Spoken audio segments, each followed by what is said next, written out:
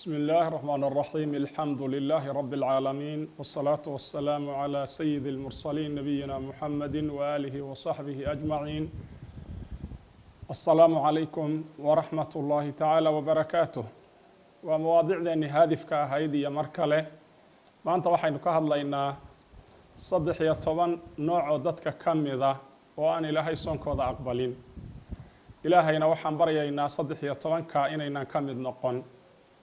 saddex iyo tobanka nooc qofka u horeeyay waa qofkii ku dhaca camal uu ilaahay ugu shirki yeelayo allana wuxuu leeyahay layna ashrakta la yaxbadanna camaluka wala takunanna min alkhasiriin in allaha la yaghfiru an yushraka bihi wa yaghfiru ma duna dhalika liman yashaa aayadahaasi waxay tilmaamayaan qofku acmaal shirkiya hadduu ku dhaco wuxuu dooniba ha ahaada inaan ilaahay acmaashiisa aqbalin sinfiga labaad ama nooca labaad waa almunaafiquun haba la kala qaado nifaaq ictiqaadiya iyo nifaaq camaliya culimadu ha u kala qaadaan laakiin qofkii nifaaq ku dhaca oo waxa ka muuqda iyo wuxuu qarinaya ay kala duwanaadaan oo ku sifooba sifaadka lagu yaqaan dadka munaafiqiinta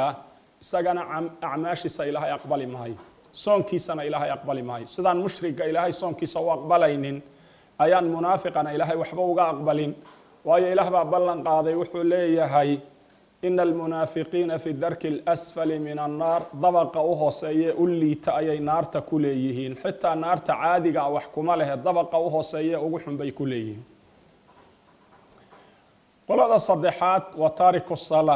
taariku salaa salaada hadduu uga tago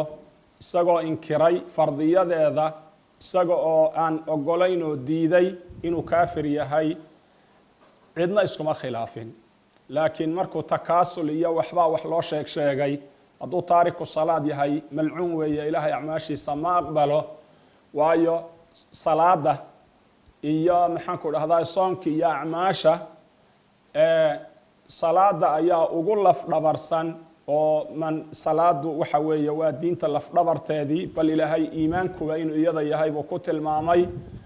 man aqaamaha faqad aqaama addiin waman hadamaha faqad hadama addiin salaada qofka toosiyaa diintii buu oogay uu toosiyey qofka dumiyaana diintii oo dhan buu dumiyey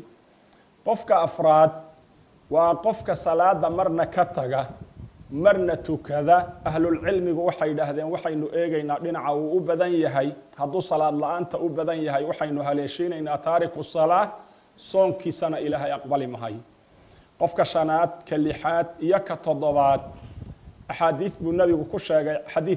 sheegay calayhi salaatu wasalaam uu leeyahay halaaatun saddex dadka ka mida laa yanduru allahu ilayhim ilaahay waxa weeye il naxariiseed kuma eego qiyaamada uma naxariisto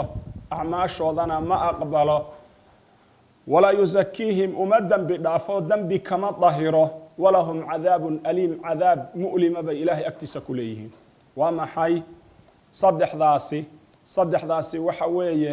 caaqun liwaalidayhi waa qof labadiisa waalid caasi ku ah oo waalid caasiya qofka labaad waxa weeye waa qof mukadibun bilqadara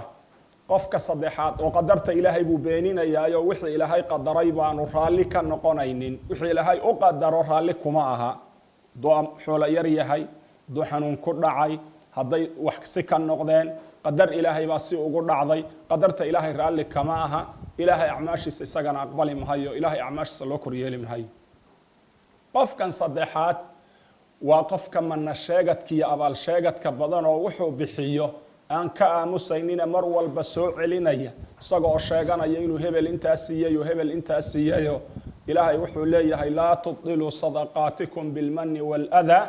kaaladii yunfiqu maalahu riyaaa annaasi walaa yu'minu billah sadaqaadkiina iyo wanaagiina abaal sheegadka ha ku burinina hebel anaa siiyey hebel anaa u qabtay hebel wixii buu badsanayaa ayuu buunbuuninayaa ayuu sheeganayaa inuu dadka isagu wax siiyey toddobadaasna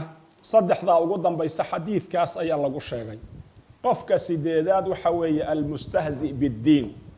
markii niman munaafiqiin aha ay diinta ku jeesjeeseen oo nebiga oo safaradiisii mid ka mida ku jira intuu dad ahlu qur'aana karaameeyey ay ahlu qur'aankii xanteen oo yidhaahdeen kuwan qur-aanka xifdisan marka wax la cunaya maxaa ka caloolo weyn marka dagaal la gala maxaa ka fulaysan oo ka carariyo ayuu ilaahay ku yidhi walain sa'altahum layaquuluuna inamaa kuna nakhuudu wanalcab qul abillaahi waaayaatihi warasuulihi kuntum tastahziyuun laa tactadiruu qad kafartum bacda iimaanikum. alistihzaa biddiin, qofku inuu diinta ilaahay ku jeesjeeso, ilaahay ku jeesjeeso, rasuulkiisa ku jeesjeeso, aayaadkiisa ku jeesjeesaay waa wax millada lagaga baxayo, waana wax qofka camalkiisii ku burayo naar ku mudanayo wey. mas'alada saddexaad waxa weeye qofku inuu intisaabo fi'a daalla sida qaadiyaaniya iyo axmediya iyo qolyo aaminsan in nebi moxamed nebi ka dambeeyey lasoo saaray oo kale, firqa dibadda ka joogta diinta oo bidca mukafira la timid qofku inuu u nusreeyo oo dulmiga iyo xumaanta iyo fisqiga ay samaynayaan uu ugu nusreeyo, ayaa iyadana waxa weeye wuxuu ku mudan qofku soonkiisii iyo acmaashiisii iyo sadaqadiisii iyo saa'iru acmaalihi inaan ilaahay aqbalin. waxa weeye qofka tobnaad waa qof la yimid nawaaqid alislaam, wax burinaya diintiisii, ama qowl ha ahaado ama ficil ha ahaado, waxyaabo diintii uu kaga kufriyaya buu la yimid, ilaahay waxba ka aqbali mahayo. saddexda qof ee 11 iyo 12